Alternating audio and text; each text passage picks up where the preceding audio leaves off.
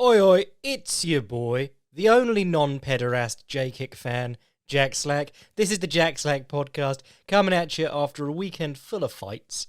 Full disclosure, I have not watched all of the match. I'm going to watch that whole fucker, and we're going to talk about it on the Boycast and possibly do an article on Tension versus Takeru on Wednesday. Didn't get my shit together in time to watch that, because people sort of went in to watch it on a beamer with a Japanese VPN on like a hope and a prayer, because a beamer's normally pretty good at shutting down VPNs. And then actually people did get through and got through it and watched the whole thing. So bully for them and shame on me for not trying. But by all accounts, it was an amazing event. Take this with a grain of salt, because everyone lies about attendance and gate, but allegedly the gate at the Tokyo Dome, which is a huge venue in the middle of Tokyo, was $25 million. And certainly from all the crowd shots and the queue shots that I've seen from various accounts on Twitter, people queuing for 500 meters to get into the arena, I can believe that it was a big event, which makes it even crazier that one man basically blew the TV deal for this. This could have been huge. No one man should have all that power to fuck everything up. But enough of moaning about Sakakibara and foreshadowing my thoughts on the match. We had a UFC event, and beforehand we all said, "Damn, this looks like a good event." And wouldn't you know it, it turned out to be a good event. Making that statement in jest managed to piss off a load of losers who were like, "When you know what to look for on the bad cards, you know that there's good fights on the bad." And you're like, "Shut the fuck up." No, the UFC doesn't need you to argue in favour of, I think Luke Thomas calls them LFA at the Apex. These cards where it's just guys, just cards that are put on because they have a certain number of cards they need to put on a year. Bare minimum effort to get the $300 million that ESPN is paying them. This one, not at the Apex, an actual arena in Austin, Texas, Rogantown, Joetopia, they made an effort, and it shows. This one was banging. The fights that I said were super compelling. The other fights were also pretty good. I just watched Natalia Silva versus Jasmine Jasudavicius, and that was really good. So, everything on this card, I think, basically everything delivered. We'll start with the main event, because that was basically the only not knockout of the card, or not finish. But also, the headliner, the most meaningful fight probably for a lot of people, Josh Emmett versus Calvin Kattar.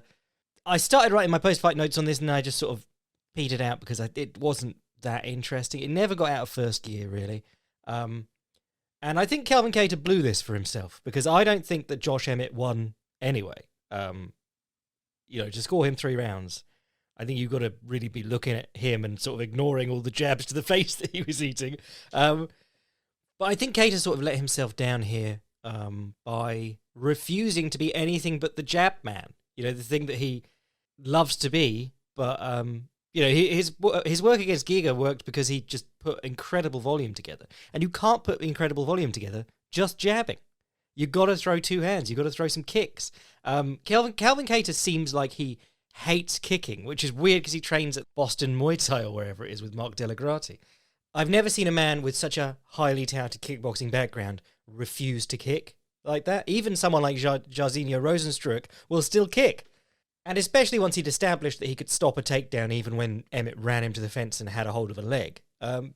Just at that point, throw some fucking kicks. I mean, he threw the odd knee, and that worked out okay, and there was that nice knee into back elbow. But for the most part, it was jabs and elbows. And there was some cool stuff he was doing with his jab. From the very get-go, he was shoulder faking or shoulder feinting, where you step forward in your stance, you drop your weight just a little bit, you bring yourself down a little bit lower, and you shrug your shoulder towards the opponent, and they go, "Oh, that's a jab." And they'll show you what their intention is. And Josh Emmett's intention was always to swing back. So there was a lot in that first round of Kattar shoulder faking and then moving back, just to get Emmett running at him. And then he landed some really good jabs, what I'm now calling the Columbo jab, because he'd rock onto his front foot to shoulder fake, and then he'd rock onto his back foot as if to leave, and then just as he was leaving, or about to take a step back and leave range, he springs forward with the jab and goes, "One more thing. And that worked a treat. In the first round, there was really good, right near the end of the round, he'd showed the shoulder fake so much that Emmett was consciously ignoring it. Because to not react to feints, that's what you have to do. You have to go, I know that's coming, I'm going to ignore it. And once you do that, if you're shoulder faking the jab as the feinter, you have set up the shoulder fake to right hand. We talked about it a lot the other week when Volkov knocked out Rosenstruck with it along the fence. That was great because the Rosenstruck was reaching for his jab anyway, but also his back was against the fence, so he had nowhere to go. But this one, Emmett was consciously holding himself still in stance and saying, I'm staying here. He's not going to throw that jab. So what you do is you use the jab because you're stepping in to fake it. You use that fake to get close enough to throw the right hand. And it worked a treat. But Emmett was doing a good job of entering in flurries, throwing 2 or 3 shots at once, in succession. And what I thought was that he put together more volume than he normally does, or at least it looked like it. He was doing more, because some of his fights, like the Michael Johnson fight, is a great example. But like there are fights where you think you've got the power, you've got the speed. Why is it taking you so long? Oh, because you're not really doing much. And then he'll land a big right hand in the third round. You go, oh well, yeah. Why did that take so long? In this one, he was actually putting forward a lot of effort throughout.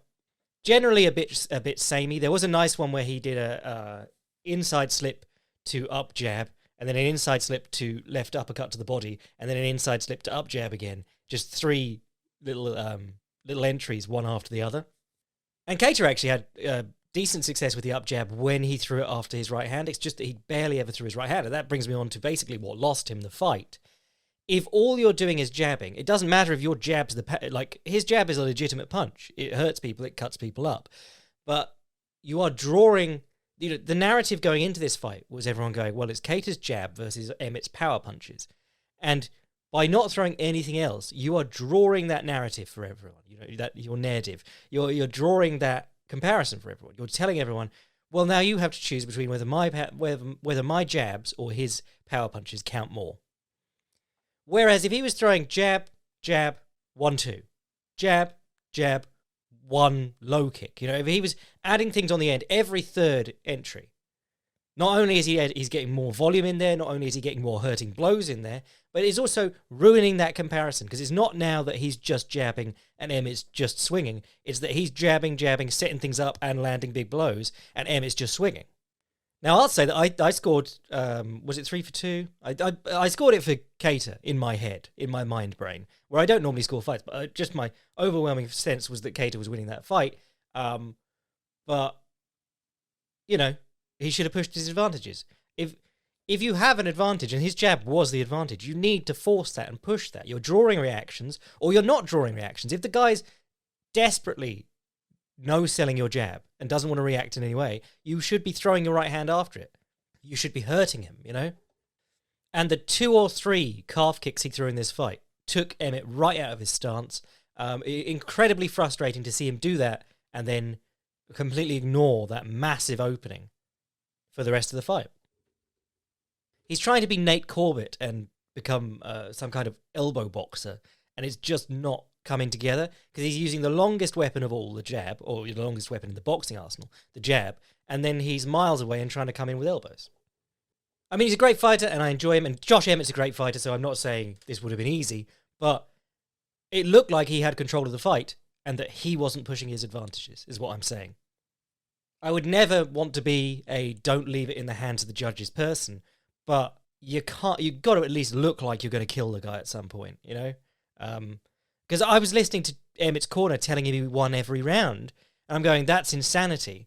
But clearly he won a load of rounds that most people didn't think he won, because on the scorecards he won. But honestly, that was kind of, after that amazing night of knockouts and finishes, that was kind of a letdown, the main event.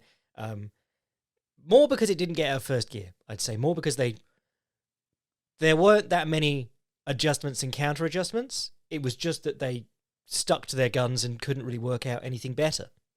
So what else happened on this card? Kevin Holland versus Tim Means was another good showing from Kevin Holland at welterweight.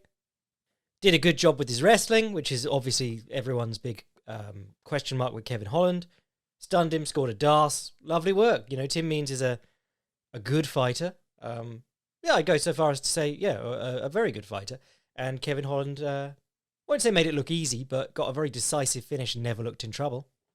The fight that I was telling everyone would be good, and maybe not the most entertaining fight in the world, but would be good, was Damir Ismagulov versus Kutateladze, because that's just murderer's row matchmaking. I don't know if either of these guys are top 15, but both of them are on streaks of wins. Kutateladze beat Gamrot in his first UFC fight, in both of their first UFC fights, and Gamrot basically fought 3 times in the year since then just to get wins. But he basically made everyone forget it, which was great work by Gamrot. Finished some really good guys in the process, but it was a super impressive performance out of Kutateladze, and Ismagulov's had been having just metronomic success. He just doesn't falter. But it'd been a little while since his fight against Rafael Alvarez Alves, and there were some fights that fell through and stuff like that. So it was. He missed weight by. He was going to fight Magomed Mustayev, which is another Mustafayev. Sorry, yeah, but you know who that is, the back kicks guy. Just another 2 difficult people who aren't ranked fight. But he missed weight by something like 7 pounds, and they called that fight off. So it had been almost a year since he fought. But this was really interesting because I'd watched a couple of Ismagulov's fights this week to remind myself of him. I know what he does. He's a good grappler with a great jab and is very long. But in watching those fights, I didn't really notice this tick that he has in this Kutateladze fight. It was very... it did look like he'd been poked in the eye early on because he was winking or blinking the one eye so much and turning his head as if he'd just been poked in the eye. I know that with Tourette's, things can make ticks and twitches more extreme. So stress is one of the things I think can make your ticks more extreme. But it was just really weird that I'd never noticed this in him because it seems like a really obvious thing. But yeah, it's interesting because this is probably one of the more extreme examples I've seen. I believe Ryan Hall has some form of Tourette's because he does a sort of an exaggerated blink quite a lot, and you notice it when he's doing interviews and things.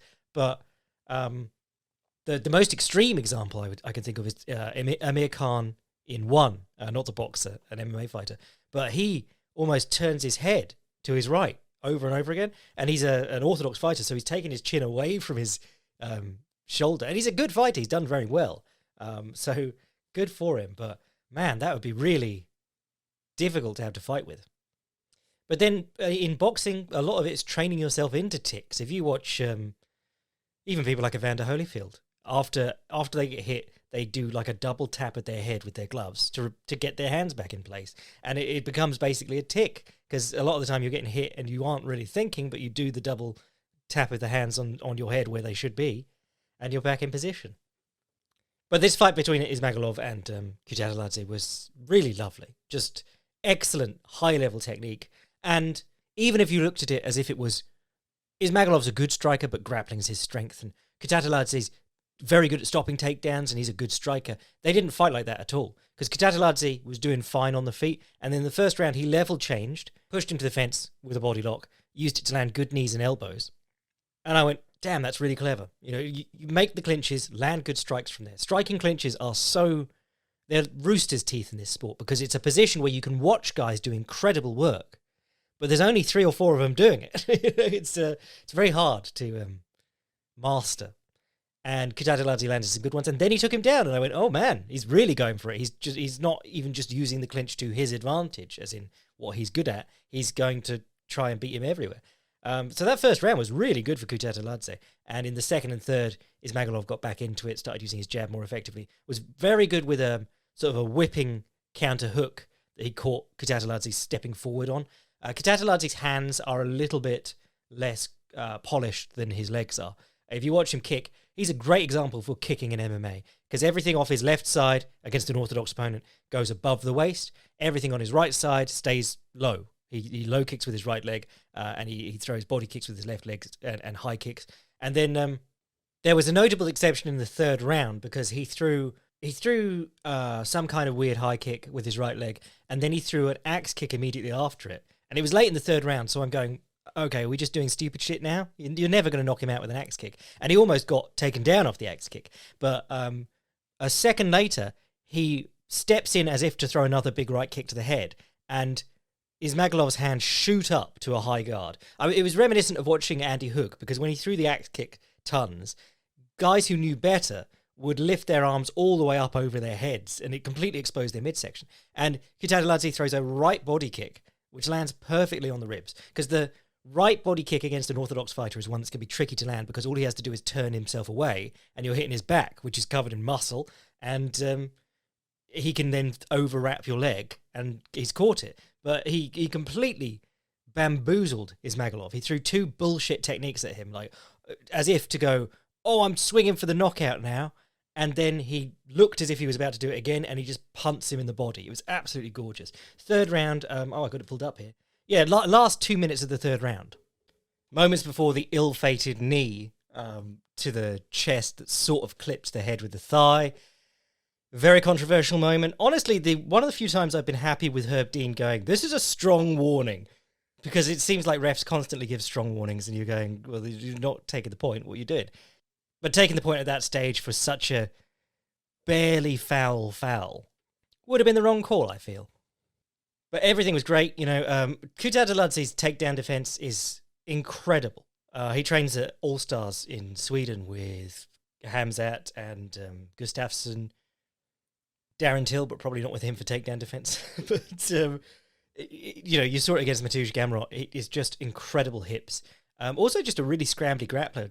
Gamrot got him down. He immediately elevated him into a 50-50 leg entanglement. Gamrot was trying to stand up, and Kutateladze's threatening the heel hook. And the moment that Gamrot goes, okay, well, I'm going to threaten the heel hook, Kutateladze stands up. It is beautiful stuff. And in this one, there was a lot of him spreading his base really wide along the fence, stopping Ismagulov picking up the double leg or locking his hands with the double, and using that thumb post, the web of your hand between your thumb and your index finger into the bicep to stiff arm and create space, and then either dig in the underhook on that side or just turn the opponent with the hand in the bicep. I mean, it's basic stuff, but when you see it done well, it works. So honestly, that could be a McGregor versus Holloway type fight, where before that fight, everyone in the know went, man, that's a really good fight. These guys could meet up later for a title or whatever, and they never did meet up for a title because they ended up in different divisions. And Conor McGregor obviously went off to fuck around in boxing. But you could tell when guys are really good and they've got more coming, and both of these guys are very good and probably have more coming. And then I think the guy who stole the show, when I was starting to write these post-fight notes that I sort of gave up on, most of it was about Adrian Yanez versus Tony Kelley. Just blown away by this lad. He had a tough time against Randy Costa, but sort of everyone does in round one. Randy Costa's a bit of a gasser. But so far, Adrian Yanez, he's been likened to Masvidal quite a lot, but he's done well in that Masvidal's career was, until very, very recently, winning and losing close decisions that were very technically good, the fight, on undercards.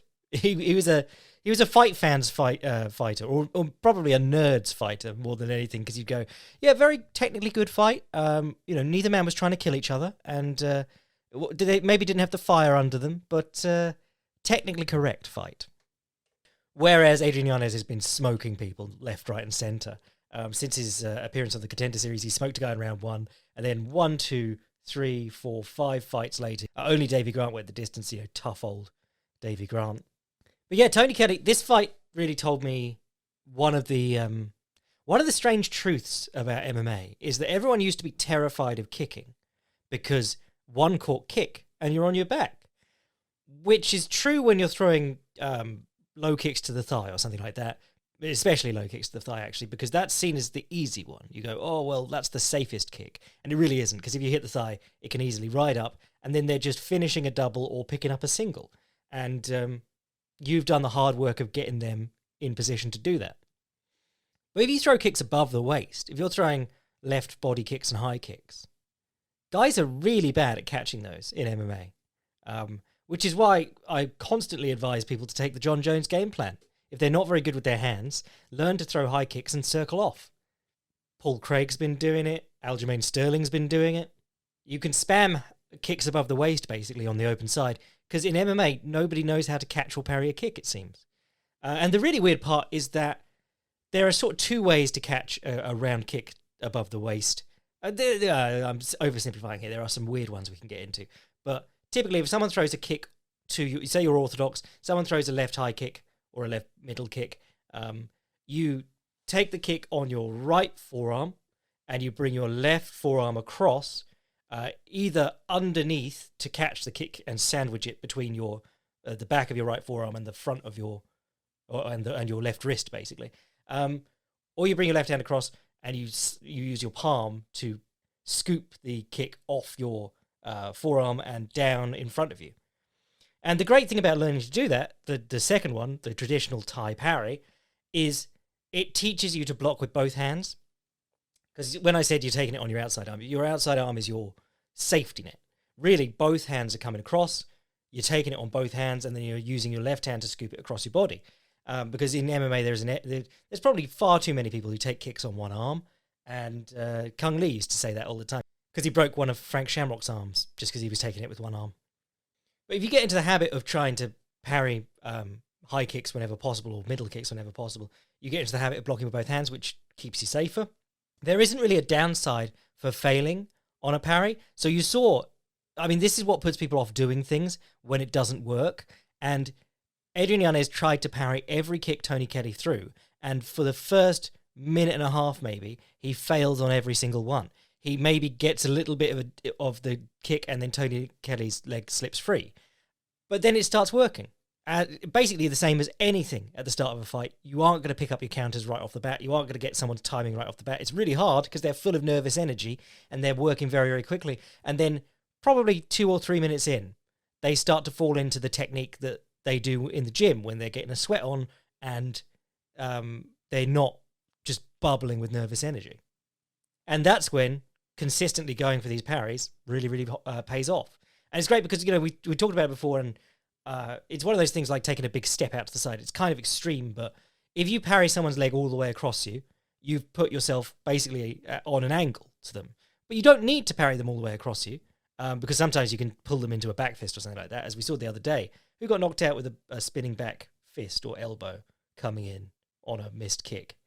I was saying it on the podcast, and I was saying, it's not really wrong to enter off a missed kick, but it was Zhang Weili. She knocked out Joanna off a missed kick into a back fist. But if you parry to just like your midline and you drop the leg, they're still sort of crossed over themselves. They're still out of position. They're still on one leg, and you can get in on them, which is the whole point. And it was always one of Tyrone Spong's favourites to do the parry and then enter with a big left hook, just leap in with a left hook while they're stood there on one leg. Obviously, they're not going to stay there on one leg the whole time, but they've got to reorganise their stance while you're leaping in. And Tyrone Spong did really well with left hooks to the body in this position and then coming upstairs afterwards. And Yanez did that too. He did head, and then he did body, and then he did head again. And it worked beautifully. And then he backed Kelley onto the fence after it really quickly took its toll on Kelley, these counter left hooks. And so he backed him towards the fence. He double jabbed at him, and Kelley put his arms up really high, and Yanez banged the body twice. Just exactly what you want to see. Just flap your hands to get them up, to get their guard up, and then bang the body. Really good measuring of his power. You don't have to throw everything with power. In fact, you're better off throwing 5 punches where 2 of them are hard and you know where they're going. And then he went back to parrying kicks and hitting him in the head. It just worked perfectly. And clearly, Tony Kelley has had a career where he can kick for free because guys don't capitalise on his kicks. More of this. Yanez looks fantastic. And to be honest, thinking about how much trouble he had with Randy Costa throwing the left high kick over and over again, he probably went back and said, I don't want that happening ever again, because he didn't let anything slip by him in this one. And then afterwards, Tony Kelley, who already pissed people off by being a bit xenophobic on in Andrea Lee's corner, which is hardly a surprise given her dating history, but he was like, oh, they're dirty Brazilians, of course they're going to cheat. But he then got angry about people saying that that's a shitty thing to say, and he was like, people are trying to cancel me, and you're going, you can't be cancelled. All your sponsors have already been taken by your employer. That's all cancelled is in the modern age. But then after this, even if you were a racist and you thought he's got some good ideas, you're still thinking he's a dick, because he goes over to Yanez after being smoked the stoppage took a while to come. He wasn't unconscious, but he was taking a beating. And Tony Kelley goes, I wasn't out. And Adrian Yanez goes, you were out. And he goes, no, I wasn't. And then Yanez says, you were facing the other direction. And he goes, I wasn't out, you were out. Just hits him with a no you. Just amazing. But another great performance from Yanez, man. That lad, he's getting main card spots, but he should be... honestly, no one would complain if he was headlining LFA at the Apex cards nowadays. Got to be heading towards ranking territory. He's on a... Bugger me, he's on a long win streak. Last time he lost was back in 2018. Ironically, in LFA. What else was on this card? On the subject of unpunished low kicks, unpunished kicks, how rarely kicks are punished, Julian Marquez lands a beautiful low kick on Gregory Rodriguez. Both these guys absolutely jacked. I don't know what they're doing with their testing protocol, but lands a beautiful low kick on Rodriguez, and then immediately throws it again. Like not even a circle off, just throws it again. And Rodriguez stands still and throws a 1-2 and knocks him down. And then the rest of the fight was just Marquez trying to recover. Joaquin Buckley looked fantastic against Albert Jurayev. Jurayev, man, his last one, he struggled with a dude who sort of looked like he was there to lose because his takedown defense wasn't great. And Jurayev's supposed to be this mauling top wrestler. He's got the beard for it. He's got the nationality for it. I shared an amazing clip on Twitter this week from his Contender Series debut where he does the Habib wrist grip, the Dagestani handcuff, and starts hammer fisting this dude with about 2 inches between where his fist starts and ends. It looks like he's wanking off the guy's face, and the whole booth is going, "Oh my god, he might get knocked out here." It was just so weird because he was never getting knocked out there. It was just mildly annoying, the dude. But man, his Buckley stopped almost every takedown, and when he did get taken down, he did a great job of popping up.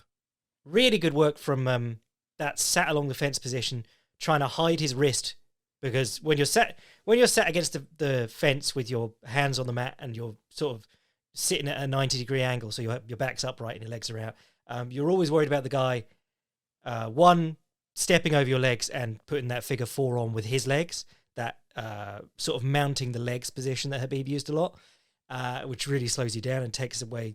it straightens your legs, so you can't really do a lot. And the second one you're always worried about is the guy reaching across your back with his arm and catching your wrist and folding you down on it, Dagestani handcuff style. And I thought Buckley did a great job of protecting himself from both of those. He managed to squirm his legs away, managed to... I don't know what he was doing. I think he had one... I think he was using his... the arm on the side that Jurayev was to keep Jurayev from getting close enough to him to put his hand all the way across his back. But it was really impressive that he was able to get up from there a couple of times. I was looking at the fight metric on this because I thought I was just wanting to know how many takedowns Jurayev actually attempted and his attempted strikes, because he looked very sloppy on the feet. But to my eye, Buckley was landing 50% of everything he threw. He was landing at a great clip. But they had him landing at something like 25%. But about the midpoint of round 2, it seemed like he couldn't miss. And Jurayev's eye had been swollen completely shut. He just had this big bulb on the front of his head. Really good performance from Buckley. Sort of a name. Not really a name, but a prospect. And Jurayev probably back to beating up not so great guys. What else was good? Ricardo Ramos, there's not a lot to say about this one, but the man loves a back elbow, always has. And he's quite good at trying to time those people come in on him. He's fearless. He doesn't mind giving up his back. If you get a back body lock on Ricardo Ramos, he's very good at fighting the hands and breaking free. You have to be if you're going to try and back elbow people all the time, obviously. This time he did a back elbow on offense, which was very cool. Backed Danny Chavez up to the fence. Chavez starts circling along. Ramos comes in, changes level as if to attempt a takedown, and spins into the back elbow. And Chavez's hands drop before the back elbow to deal with the takedown he perceives. Something that John Jones used to attempt from way out at distance in the middle of the ring. But by putting his man on the fence, he knew that he couldn't back away from the spinning technique. As we always say, spinning techniques at the boundary. Great time to use them. Either use them when people are coming in, so you jump and spin into them, or you spin into them quickly, or you back the opponent onto the boundary so that they can't move away from you. And you get them circling into it, ideally. And no Rabona kicks, which was the best, because Ricardo Ramos has weird fights where he falls in love with some technique, and sometimes it's a technique that doesn't really work. So sometimes he'll be trying to fly near everyone, and you're going, okay, well, calm it down a bit. And then other times he'll be doing the Rabona kick, which is a kick that, even if it lands, doesn't do any damage. It's just a showboating thing. But he's always been one of my faves, Ricardo Ramos, and I don't know if I mentioned he was on the card. Yeah, really good at boxing into duck unders. He'll start a punching exchange, know the left hook's coming, duck under it, and be in a back body lock on you. Really good at fighting out of back body locks when you've got them on him. Really good at getting to back body locks on you. Cody Stamann knocked out Eddie Wineland in exactly the way that I said. At least that probably won't happen. In the boycast, I was going, well, Eddie Wineland, I love watching him fight, but his chin's completely shot. At least Cody Stamann isn't the kind of guy who's just going to bang him out of there on the first punch. Probably going to wrestle him more. And Cody Stamann banged him out of there on the first punch. Just sad, really. But Eddie, yeah, it was that style. You know, you live and die by the sword. He wasn't really quick enough to move away anymore, and his chin was not really good enough to take the punches anymore.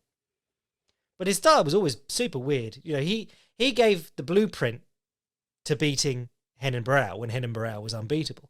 And then TJ Dillashaw read my article and copied everything I said in it. No, Eddie Wineland showed a ton of feints and threw people off back when no one was feinting. It was like him and Machida, basically. And now feints are the most important thing in the entire sport. Phil Hawes versus Darren Wynn was a beatdown. This was bizarre. I mean, this is just Darren Wynn's entire career, basically. He's built for combat jiu-jitsu, because if he can take you down, and he can take most people down, if he can take you down, he will smash you from top position. But he cannot engage in a fight on the feet. He's just useless there. Firstly, because he can't get close enough to swing his hands, and he won't kick. He won't throw a low kick. So he's just chasing Phil Hawes around, getting beaten up. Phil Hawes, a bit chinny, but very talented. Amazingly talented wrestler and striker. And he was just having a field day here, lining up ones, twos, elbows, high kicks. Never in a moment's trouble. I think disgusting performance from Darren Wynn's corner in the second round, because they'd spent the first round, they'd spent the break between the first and second round begging him to pick up a single leg. There were probably for about a minute and a half before the stoppage in the second round. Wynn was throwing back punches that didn't have anything on them. You could see he was completely spent. And they just let him get battered. So dog shit job by ATT there, letting him take that. AKA letting him take that beating. Awful work. This is his third loss in 4 fights. Even the one he won was a bit of a mess. I mean, he needs to go down a weight class realistically. Or find a way to fight better at this weight class. You know, it's really interesting because people compare him to DC because DC likes him. He's sort of DC's protege. But DC, if you watch him at heavyweight and light heavyweight, his hands are out. He's doing the mummy stance thing. His hands are out on the opponent's hands, stopping them from punching. And then he's coming with jabs and things like that of his own. He used hand fighting and eye poking to close down the opponent without getting jabbed up. Darren Wynn's hands are like fists in front of his chest, and he's just getting smashed in the face. If you're closing the distance and you're the shorter man, you've either got to move your head, which no one in MMA is good at, or put your fucking hands on their hands. If he just copied what DC did in striking, he'd have way more success. But he has that DC privilege, so expect to see him back. I mean, obviously he's a very strangely built man. He's 5'6", and he's weighing in at middleweight. And I believe before he got into the UFC, he fought Filthy Tom Lawler at light heavyweight. Yeah, insane. But realistically, this man needs to get down to welterweight. Or completely change his whole striking style. But the corner thing annoys me because it was very clear he was not going to learn anything from this experience. The money would have been the same whether they threw in the towel or let him get stopped. No one cares if the corner throws in the towel. It's your opportunity to save your fighter without him losing face. No one's going to criticize a guy for his corner quitting. But you're there letting him get smoked because, what? It's better for his feelings? You think he's going to turn it around? Just daft. And then Roman Dolidze versus Kyle Daukaus. Kyle Daukaus, friend of the podcast, but sadly, Dolidze caught him with a beautiful left hook coming out of a clinch, which is really nice because I thought Daukaus' hands are probably better. Dolidze, more of a kicker, but he caught him coming out of a clinch with the left hook, which is always a great shout. And I think he initiated the clinch too. If you know someone's going to try and break the clinch when you initiate it, that's a great time to try and punch him. And then the knee to the head along the fence was gorgeous. You don't see an awful lot of those score.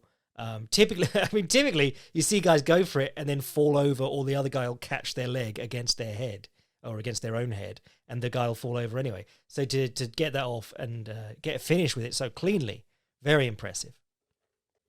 And then shout out to the first good fight I've ever seen at women's flyweight. What's her name? Sorry, Natalia Silva? Yeah, Natalia Silva came into the UFC after a 3-year layoff, which these are always interesting because it could be that they're so hard up for women's flyweights and just desperate to fill these cards that they went, fuck it, I've seen some tape on this girl from 3 years ago. Let's sign her. Oh no, she had to withdraw from a fight from 2021, but she still would have been out for 2 years then.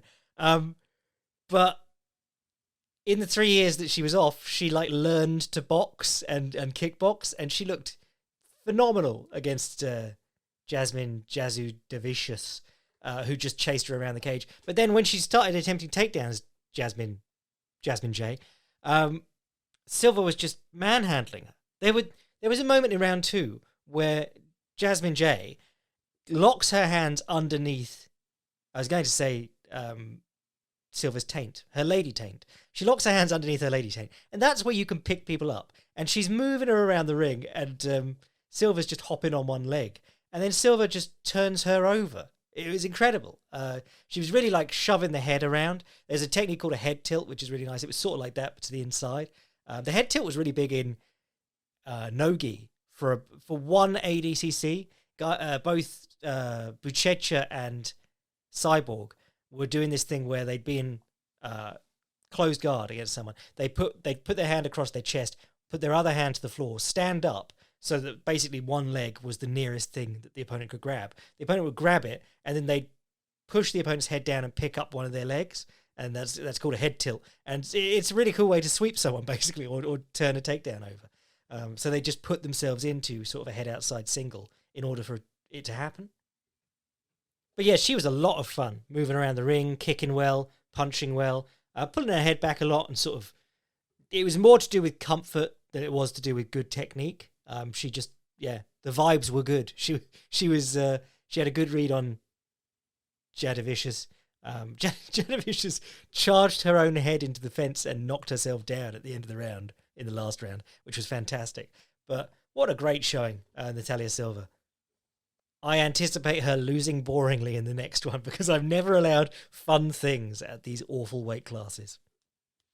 Anyway, great card. Really enjoyed it. Terrific. Next weekend, we've got Sarukian versus Gamrot, who I've already sung the praises of today. So that's going to be banging. We've also got the return of regional great Gegard Mousasi. He's fighting Jimmy Peblum, the famous Jimmy Peblum, on the first Bellator card in 2 months. Great business plan there, lads. And we're going to talk about all of those on the boycast. Shavkat's back fighting Neil Magny. Damn, that'll be good. Oh, Chris Curtis is. Oh my God, they got Chris Curtis in against Rodolfo Vieira. What's going on? Stefan and Chukwi's back. Man, yeah, awesome. Jinyu Frey's back to make another boring fight. But yeah, we'll be talking about all about that stuff on the boycast and also the match. So if you want to get in on that stuff, read the articles, listen to the extra podcast every week, sign up to the Patreon. If you want to send an email to the podcast, jackslackpodcast@gmail.com. And if you want to see what I'm writing at any time, fightprimer.com. I am your boy, Jack Slack. I wasn't knocked out. You were knocked out. Bless.